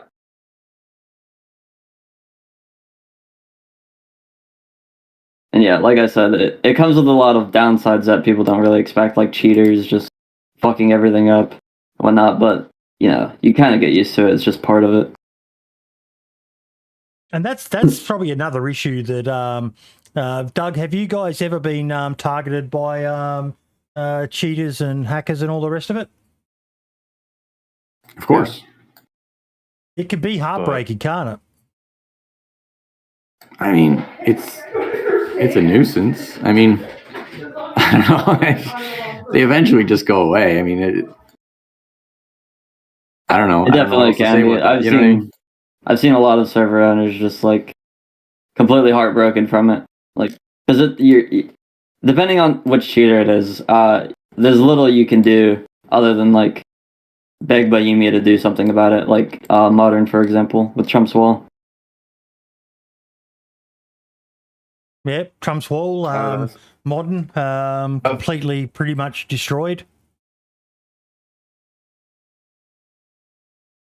Yeah, well, we didn't get hit with that one, luckily. Yeah. Yeah. An interesting one there. How many tickets a year do you people get with people asking for a comp after wrecking their car? 0. We don't give compensation. Yep. Well, you get the odd request for sure, but I mean, it's generally someone comes to Discord and says, "Hey, I just got DayZ. You know, will the admins do anything about it?" And the community just chimes in and says, "No, like you're playing DayZ." Like, you know what I mean? Like that's it. Like, well, the latest one, every now and again, you get launched like 2,000 meters into the air and then they come crashing down to the ground, right? Yep. It's a current bug that happens. And I know the first time it happened, we thought there was a cheater on the server, and now a few people have reported it since, and it's not like a prevalent thing, but it happens. Or you get DayZ, yeah, your car gets, you spend all day getting this car running, and then you drive it for 3 minutes, and it goes into a tree and breaks, and it's like, oh well, like that's DayZ. But we've got from someone we've got DayZ in chat. They're saying they get those DMs, the people asking for comp. Yeah, there you go. Most admins disable their DMs because it's just nonstop. But from a server that actually does like do tickets and like compensate for cheaters primarily, we have a total of 53,000 tickets from like the past year or so completed. Jesus. I have a little spreadsheet to see who does like the most tickets and whatnot. Totals them all up. We did 70 today, like the past 24 hours. 560 the past week. So sounds like work, man. Sorry. It is, yeah. Well, I wrote my own ticket like Discord bot to kind of mitigate how many people make tickets, because now it like requires you to fill out a form. Just because it was just nonstop. People just make tickets for questions. It's absurd. I don't know if you tell me to bugger off if you don't want to get into this, but because you run it as a business, do you have any employees who work for you to help? I don't consider them employees. They're like friends, but yeah, I do pay other people, and yep, that gets on their taxes as well. Like they fill out a form for me. That's I don't remember the name of it. That is really cool, and I might chat with you afterwards. And depending on how much you're prepared to divulge, I think it would be fascinating to find out more about running a server as a business, because it is kind of a goal for a lot of people. Like modders, it's very hard for them to find a way to fund themselves, but it seems like you've found a pretty good workaround of operating within the parameters of what's legally allowed, that's helping fund your hobby and make a living. Look at if a streamer can do it. Everyone knows how passionate I am about modders being able to find a way to provide, to get a decent income to support what they do. You know, there's this massive expectation that everything will be done for free, and if you're lucky enough to have the skills of like an Ammo and a Diesel, you know, where you can trade with someone, that's great. You know, to be able to keep things going, but I'm truly fascinated in your model, Designful, and I think it should be applauded if everything's above board, because it's fantastic that you're able to, because you've got some really cool stuff on your server. Yeah,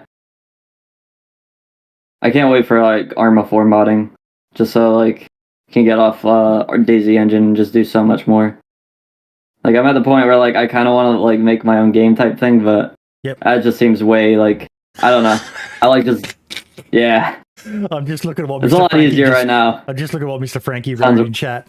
You need to look at something like a G Fuel sponsorship, mate, and when players spawn in, they wear a G Fuel shirt on the beach. Yeah, we actually do something like that where if you like log into our website and like link all your stuff, you get like a special pair of pants.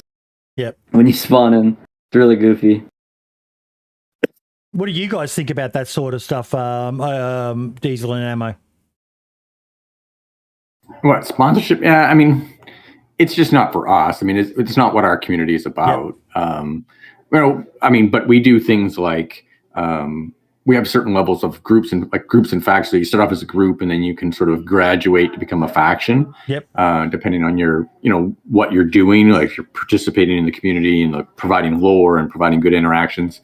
After a time, we give some of our factions like their own custom item, so they gain that ability to craft like their own unique item that's specific to them. So and Ammo's created a system that, you know, we have like tables that say, well, that you're a member of this group, and if that group can make an item, then you can make that item, and you know, lets them craft their own armband, their own specific item. Damn, for instance, you know, they have like what they call the cannibal knife. It's looks like a special type of machete, but it also gives them the benefit that if you use that knife to cut up another player, you get their ear.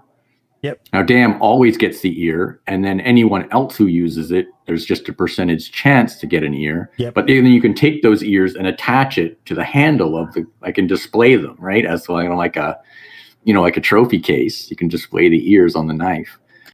So that's one example. Torchwood has, well, it's a torch, but it's also a melee weapon, you know.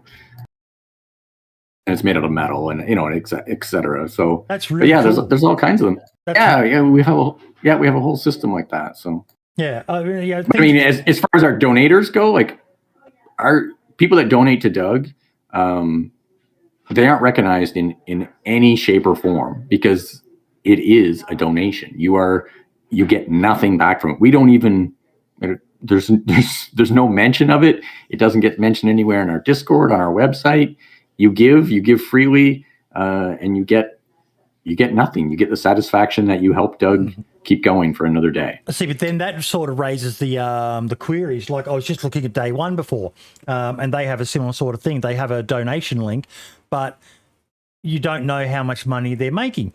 At least I'll give you credit, Designful. You said you run it as a business. You make a living from this, so people know it's a for-profit operation. But you're running it with, basically the right sort of ethics that people can see that, the time and effort that you're putting into it.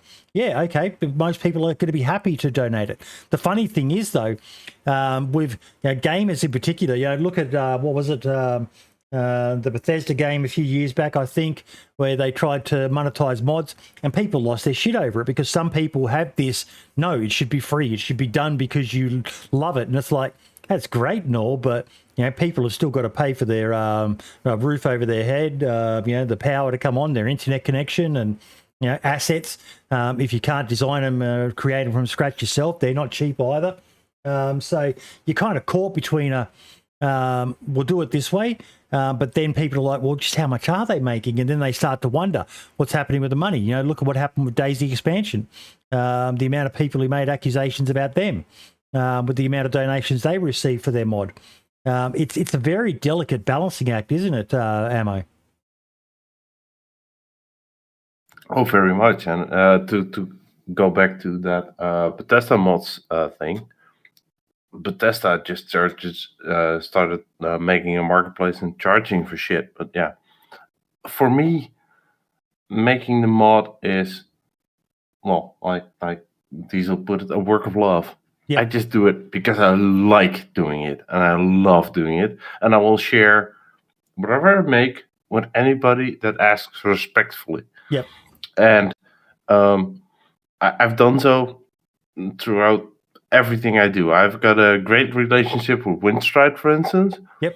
I made most of the scripts for his items, and in result, we can use all the items in the duck mod, whatever we want.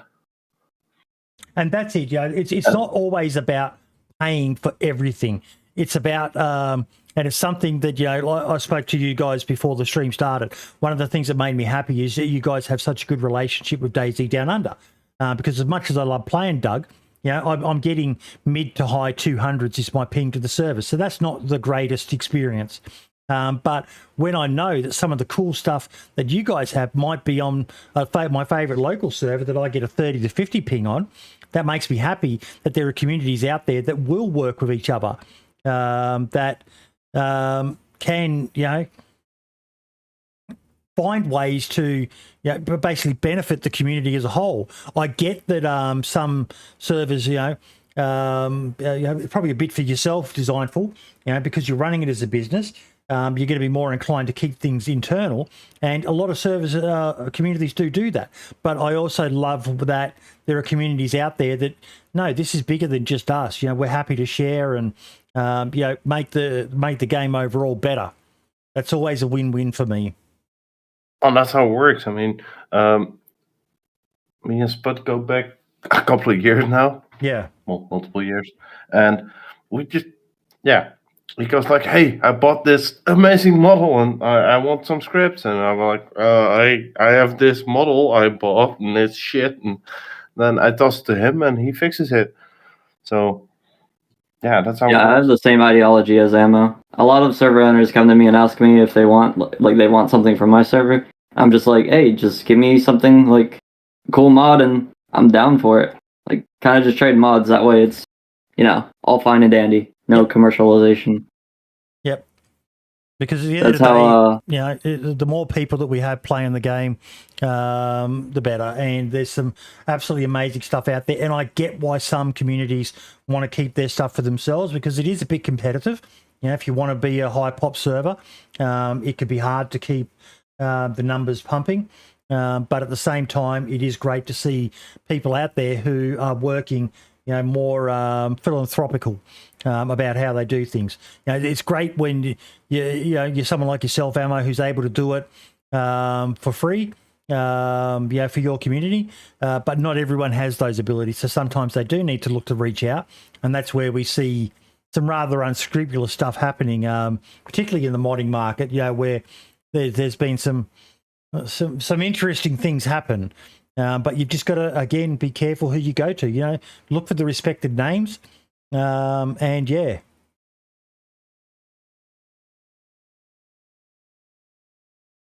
Yeah, I think the number of times, and it hasn't happened, I don't think, recently, Emil, but maybe you can speak to that.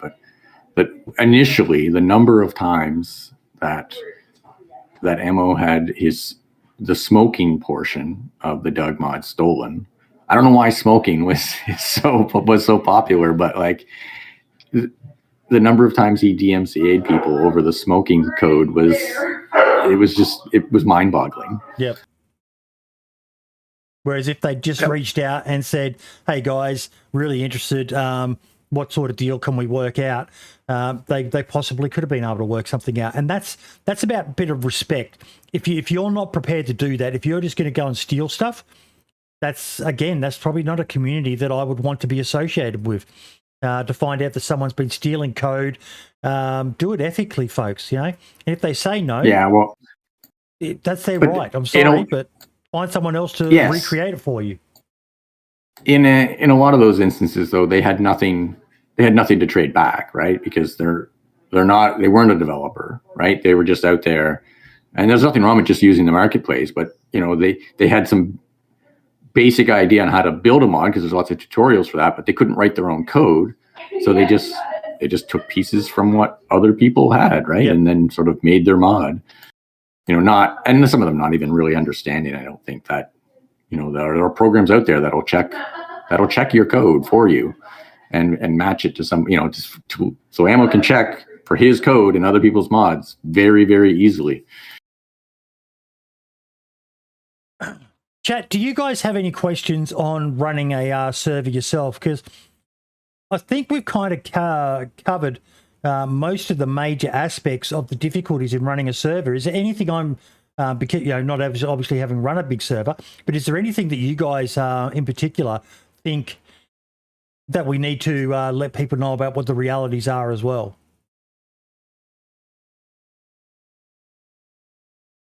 We've talked about costs. We've talked about the technical aspects. We've talked about the difficulties of, especially when you've got a large community and, that everyone wants something slightly different. And, I've just seen it recently in DayZ Down Under. A lot of people complaining about the way the server is and, pointing out to a server like Day One. And it's like, well, this is DayZ Down Under. Don't come in here telling us to change it. You're here because you like what we do.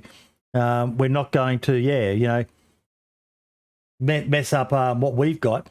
If you think that you could do it better, do it yourself, and then realize just how fucking hard it is. Yeah, well, there's that. I think the hardest part of running a server is once you get that community, is dealing with that community. Right? Oh, for sure. that is literally, that is your major time consumer, right? Like we've got, I think 8 to 10. I can't even remember the eight admins that run Doug. Mm-hmm. Like that's a large team, and that's just one server. You just reminded me of something that we do need to discuss. Have either of you ever had a rogue badmin? We did once. It was quickly discovered. We have logging for that. Like, we have policies around that. And so for instance, like COT usage, if you turn on your admin powers and use them for something, you have to self-report and match a ticket number to it, or have some type of reasoning behind it that you provide. Like, you excerpt from a chat for a user just contacted you or something and says, hey, I needed this, or I was helping for this, and if you don't, then you're gone. Like that's it. Like, I think it happened once. It wasn't when Emma and I were actively on the team. But it came out that there was somebody using the tool, not I don't think it was COT, but he was just using like log information I don't know what he was doing anyway. I can't remember, but I just remember that the rest of the team quickly found out and was just dealt with. That's it. It was just quick, and it's like, hey, you can't do that, and you did, and goodbye. And that's what we pride on Doug is if you are an admin, you don't use the admin tools in game unless necessary, and you report them. And the tools I wrote report admin usage as well. So, yeah. What are you guys' thoughts on admins playing on their own server?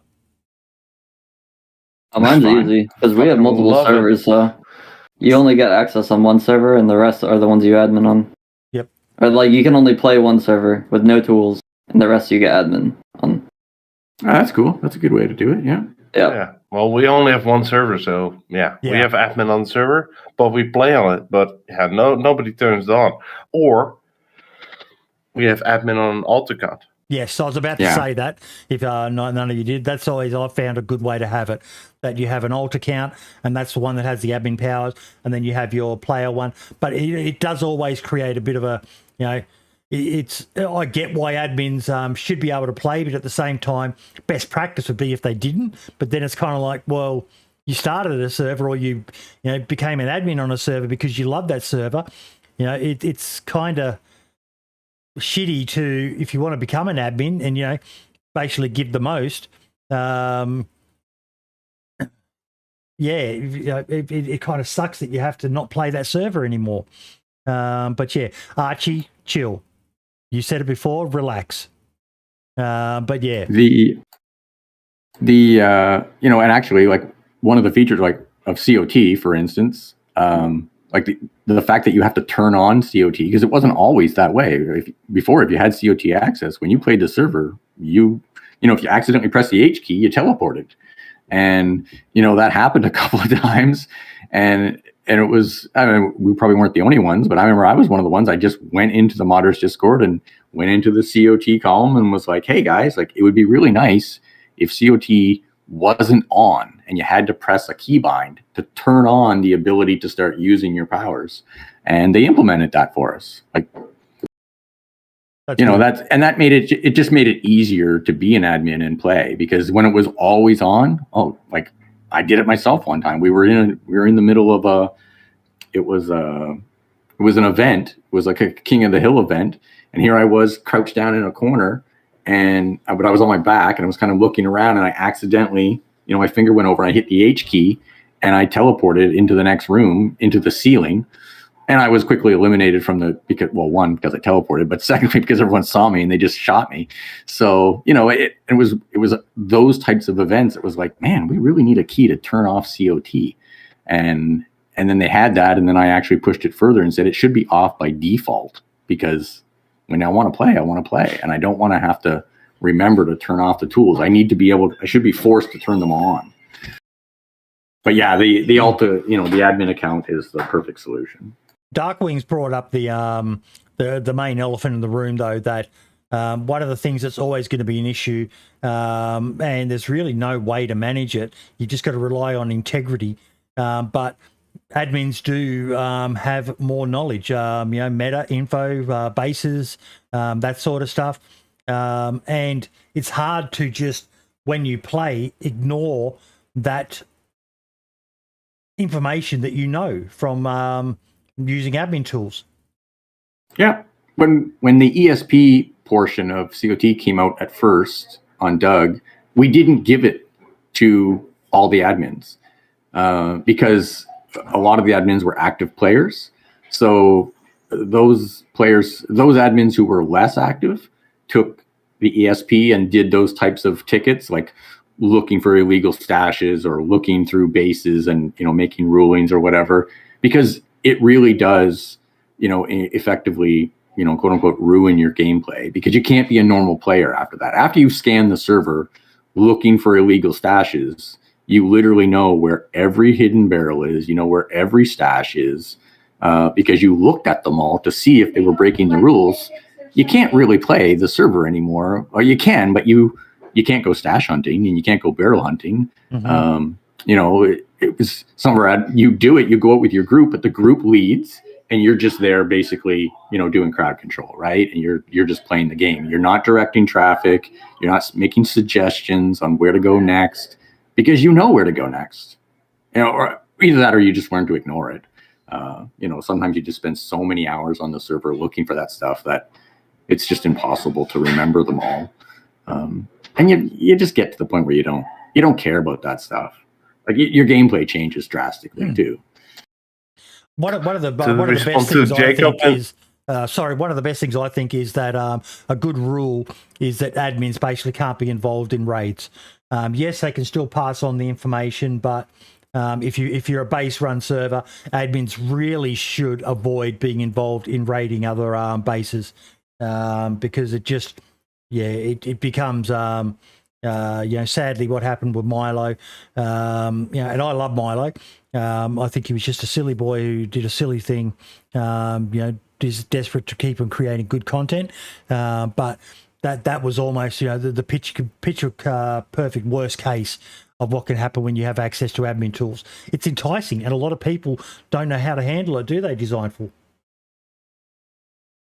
I mean, my server is pretty easy. I don't know. I have multiple servers, so none of these issues are a thing for me. They were when I first started, and you guys are giving me PTSD thinking about it. But yeah, the multiple servers thing, we have like hardly any admin issues. I have a really good senior staff team that can just read people and kick them before they even really get any perms. Yep. There was another question there as well. What is sorry? Can I Jacob Mango from yes. the COT tools said, I did what now? Well, you made sure we could toggle off the tools. That's what you did. Yeah, it was a great feature. And making sure the tools are turned off by default is awesome. Yeah. I mean, nobody can accidentally teleport into anything. Mate, That's when I what had you did. access to admin tools on my server, the amount of times I killed myself because I forgot that something was on, or I forgot that I hadn't turned on God mode, I was just, I'm hopeless. Absolutely hopeless. And the worst one was that bloody H key that would teleport you. And I always seemed to end up teleporting myself into the sky or the top of a tree and then falling and, dead. And it was just more trouble than it was worth for an idiot like me. But, so we had a good question here. What's a good server, a preferred site to use for the beginning? Nitrado, Ping Perfect, etc. What's your guys' experience been? They're all the same. I don't know. That's my opinion. GTX, Nitrado, Ping Perfect. They're all like the same, and they're probably the best. Just like $5 a month, you learn how to get your basic mods going. In the meantime, you can learn how to mod yourself, which is even better. Mm-hmm. Yeah. What about you guys, Doug? Who do you use? We've always rented a server box. We controlled the entire box. So. Yep. No, before we ran. Before you had the option, yeah. I mean, we were with a game hoster. I mean, you didn't have any choice, but I mean, there was no mod back then. You didn't have access to, you didn't even have access to the CLE. You literally all you did was you could control when the server started and stopped, whether you had whitelist or not, and that was it. That's the thing that's lacking nowadays. I mean, we used, and that's a unique thing about Doug as well. We have a dynamic whitelist, which most servers don't. So certain days during the night or during the evening or whatever, we're whitelisted. It used to be Wednesday, Friday, Sunday, or whatever. Currently, it's none, I think. But we have a dynamic whitelist, and that used to be a feature of our previous hoster. And that's something that most server boxes don't offer, so we wrote it ourselves. Diesel wrote it, and then that's a cool thing. I mean, we wanted to give the Duck experience to people that weren't whitelisted yet. So we whitelisted 3 out of the 4 days. So if you want to play, you could play 4 days, and then the 3 main days, the big population days, you'd be locked out and you'd have to apply for whitelist.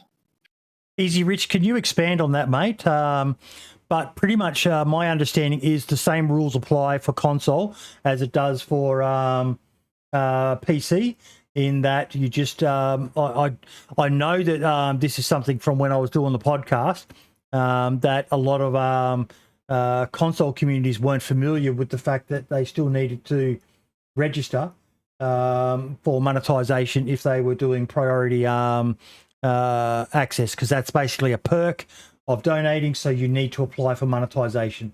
I'm not sure how many servers have listed themselves, but they should be. And if they're not, you probably need to have a chat to them and just say, guys, you should probably go and register. Provided you're doing everything above board, BI won't knock it back. But yeah, you just need to make sure that you dot the I's and cross the T's. Otherwise, they can shut your server down.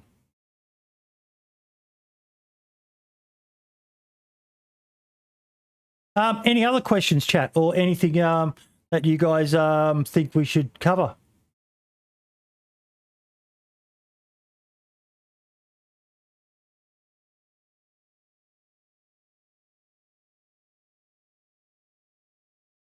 No, looks like we are pretty much done then. Diesel, Ammo, thank you so much, guys. It warms my heart that DayZ Underground is still around.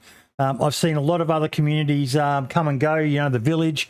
I know the Village is sort of still around, but Pipsy here in Australia has closed down, sadly. And, you know, that was pretty much the original Australian community server that took off. And but I cannot thank you guys enough for volunteering your time to help out today.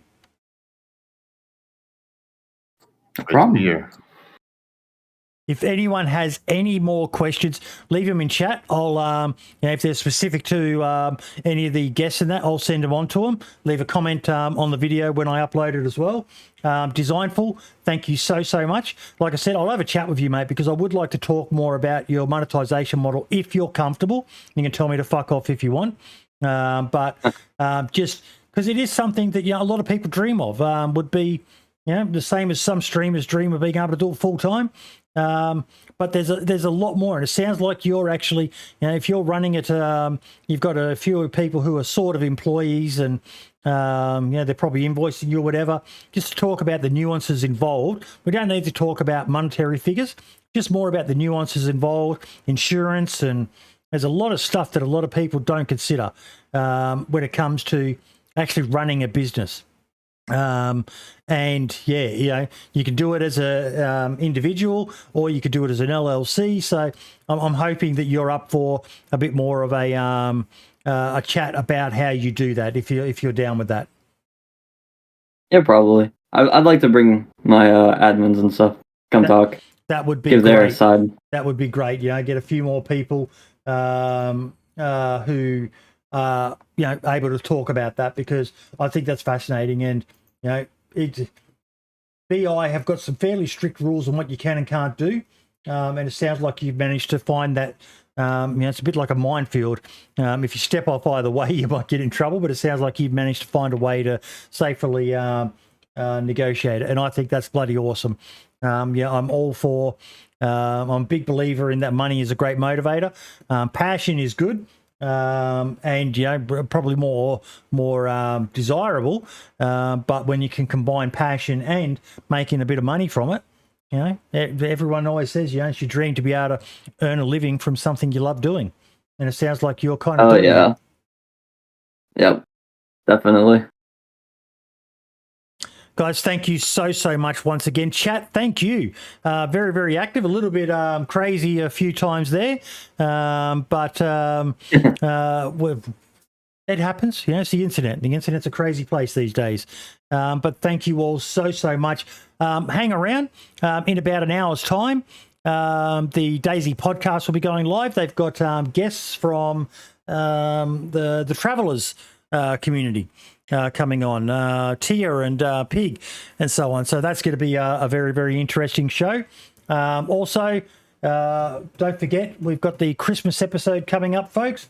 We've got some absolutely fucking... Have you guys seen the prizes that we're giving away this year? Nope. Wait till you see this shit. This is some of our best prizes yet. Let me just scroll back up. Chance to shill our community. We are pretty much just a community that does it out of love as well. I don't make money from this, but a Christmas show, there's your times in the local area. It's going to be a 6 a.m. start for me, so hopefully I'll be awake. But we have this figurine, custom handmade by Pettywetty, the infamous Yellow King. Cool. That is so freaking cool, isn't it? And he even made a custom box for it to go in as well. Then we've got Windstride is donating another item that will be added to his custom Windstride's clothing mod. This is the last item he made for the winner last year, John Likely. So if you've been wondering where this item came from, that was what the winner of last year's prize got to make. Pretty fucking quality little item. Emma, did you help with the scripts for that? Nope. No. Not that one. Not that one. Darn. That would have been cool. I helped with all the switches between the different shemags, etc. Yeah. Now we've got these three custom, handmade, or 3D printed DayZ MediPens. So we've got the EpiPen, the morphine, and the pox virus cure as well. And they are all going to be packaged in this. A protective case case from DayZ. which has been ordered and on its way to Prestige now. He's going to take it to his local rubber store or whatever, and they're going to custom cut the grooves into the foam so that they fit the pens. We've also got Bubson's Namolse record. We've ordered a copy of that. So when they're released, we'll get that sent to the winner of that. We've got this custom handmade Namolse plaque that you can put into your gaming room, your man cave, wherever you want to put it. Dude Thor is donating about 30 Humble Bundle games. We've got Mr. Frankie, who's in chat. He's going to be donating 3 copies of DayZ, 1 for each platform. We do need to work on that to see about getting the codes. PC's fairly easy to do, but it's hard to buy a code and gift it for console. So, yeah. Funk Pedal is donating a DayZ Survival hoodie. I don't know if you guys have got one, but I'm not really a hoodie person, mainly because of the climate I live in. But these are really fucking comfortable. And just, yeah. Foxy Pote is donating something. Cinnamon is donating Steady Your Nerve hoodie and mouse pad. Cabello Live is donating a custom billboard on his map. So these are ones that we were talking before about sponsorship with servers and that. And one of the struggles is, how do you make it fit in? If you were to spawn in and just see, some of you guys probably remember the banner of signage when it was first up didn't really fit, kind of ruined the immersion. So I actually reached out to him and we funded out of what we make from our community a redesign of all of those signages so they fit better with the theme of the apocalypse. The Running Man one, we had it converted to a pair of running shoes. Time to start raining. The Running Man logo. Toprek had one, so anyone who knows of Toprek knows his hobby of his is actually collecting wild mushrooms. So we had one made like that. Amish said, strong enough to wake up the dead. This is Namolsk for Sumrak Ski Resort. So just ones that tied in a bit more. So you'll be able to get something like that added to that server. And this one's pretty cool as well. Wellerton, who everyone's familiar with Wellerton's amazing artwork he's been doing. He's now started doing retextures. And he's actually quite fucking skilled.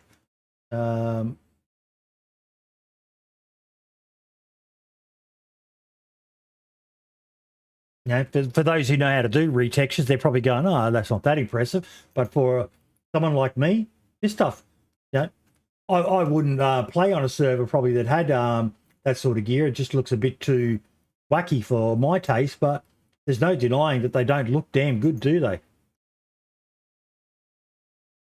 Probably going to get rid of the Balenciaga ones. But yeah. And we also just had a, I think it's a 2 terabyte hard drive donated as well.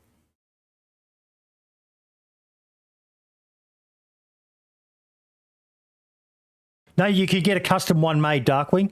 You could submit a design idea and he'll see about getting it made for you. So, yeah, and that's all going to be given away, plus some other stuff, some 87.8 themed merch. That's all going to get given away on our annual Christmas show, which is 2000 UTC on Saturday the 17th of December, or Sunday morning here in Australia and New Zealand and so on. Yeah, but yeah, guys, once again, thank you all so much. I really appreciate your time, and congratulations on having some of the most successful servers out there.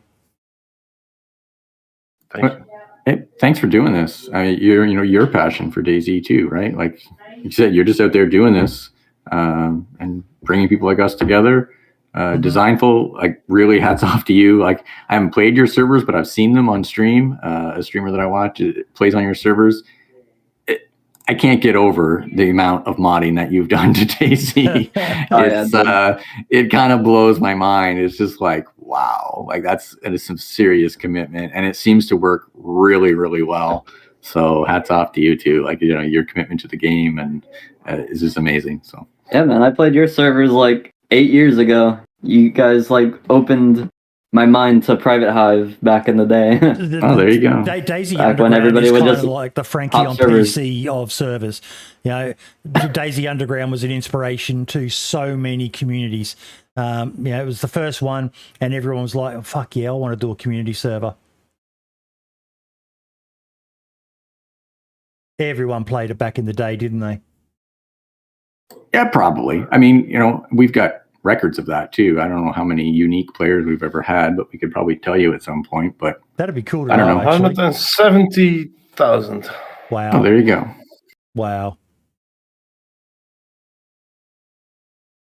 Anyway, I mean, yeah, it's just fantastic. The fact that DayZ just keeps getting, more popular, breaking, number of concurrent player records even in the past year. It's It's actually crazy. Yeah, it's fascinating that the game is, truthfully that old, but yet still So popular. Yeah. still so popular. It's amazing. It is the true zombie survival game. It just won't die. Yeah, I'm kind of scared of what will happen when Arma 4 comes out, because once DayZ gets made there, Yeah, but Yeah, yeah, who depends knows? on how they. that we're sort of getting off a bit traffic here. Sorry, off topic, but will Arma have all the same functions as DayZ? If it doesn't have a requirement to eat and drink and get sick and all the rest of it, that doesn't really replace DayZ. Then it just offers, probably more for the more PvP oriented servers. They'll be able to, but unless someone can mod that stuff in. And that sort of core mechanic, that's not easy to mod in if there's not a capacity already there for it, is my basic understanding. So, yeah, I'm going to go full loop. There's going to be a new Dean Hall that makes DayZ in the new Arma game. But yeah, And the loop recycles. thank you so much once again, guys. And thank you, chat, for hanging around and asking some questions, and I really appreciate it. This is my hobby, my passion, and I love being able to share, get people on, because I'm not a smart guy, but I just know a lot of people and I know how to talk. But I know a lot of smart people, and I can get them on and they can share what they do, and hopefully inspire some of you to try to be like them. Just really think about whether you want to start a server, folks. It's not easy, and there's a lot of them out there. It's hard to stand out. It's very hard to stand out. And thanks to Soundful for being there with 3 old men until the end. Because I doubt I'm not that young. our age. 25. Oh, yeah. 25, holy shit. Yeah. Holy shit. A little young. I feel like an old man, though. I'm 45. Oh my God. Yeah, we're old enough to be your dad, mate. So respect, Honestly. respect your fucking elders, you young fella.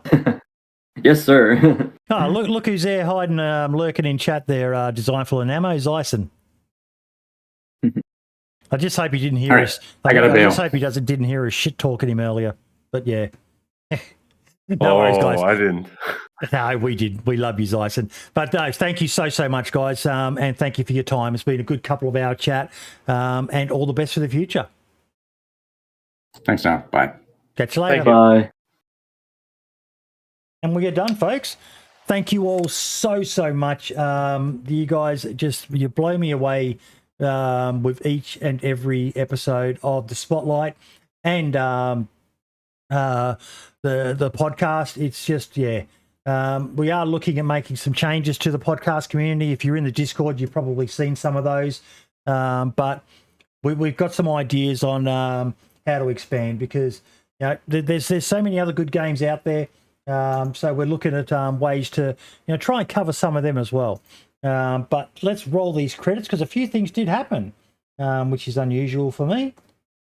Let's see if the button did work. There we go. Roll on the credits. So Super Chats, Melbourne Adventures, thank you so much. And King of Lobar, thank you as well for the 13-month resub, mate. But yeah, all the best, everyone. Don't go too far. In about 40 minutes or so, the Lad Cobra and hopefully Lemons will be on to do episode 129, I believe it is, of the DayZ